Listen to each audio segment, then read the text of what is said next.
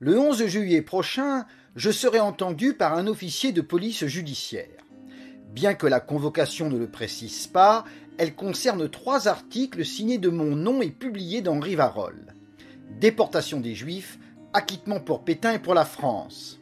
Message à Benjamin Netanyahou à propos du mandat d'arrêt international lancé à son encontre et les enseignements à tirer des années 1930-1940.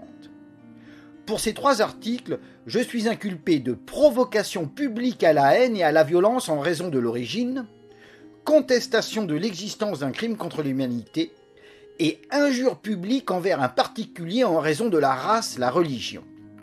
La totale, quoi. Dans ma réponse, j'ai prévenu celle qui m'a convoqué, je n'équivoquerai pas. Je suis bien l'auteur de ces 3 articles et j'en prends la responsabilité pénale. Je ne vous ferai pas perdre votre temps en vaines dénégations ni équivoques.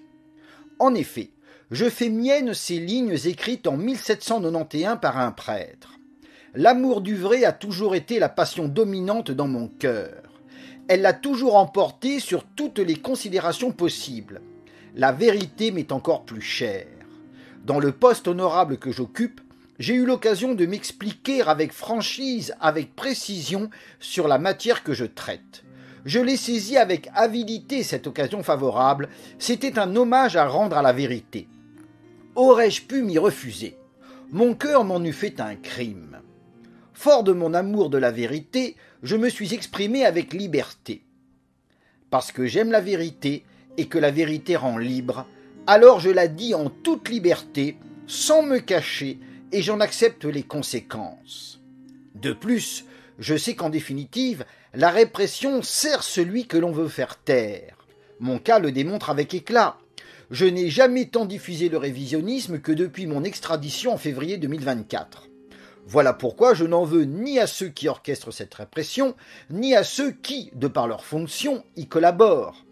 Lorsque, m'adressant à celle qui m'a convoqué, j'écris « Chère madame » et que je lui souhaite une agréable journée, c'est sincère.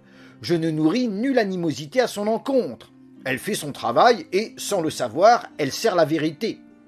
Plus généralement, je n'éprouve nulle haine à l'encontre de ceux qui me poursuivent. La meilleure preuve est que depuis mon retour forcé en France, je n'ai cherché à me venger de personne. Je pense tout d'abord à Benoît Sadri, gardien de la mémoire d'Oradour, qui s'était publiquement réjoui de me voir jeté en prison, du moins l'espérait-il.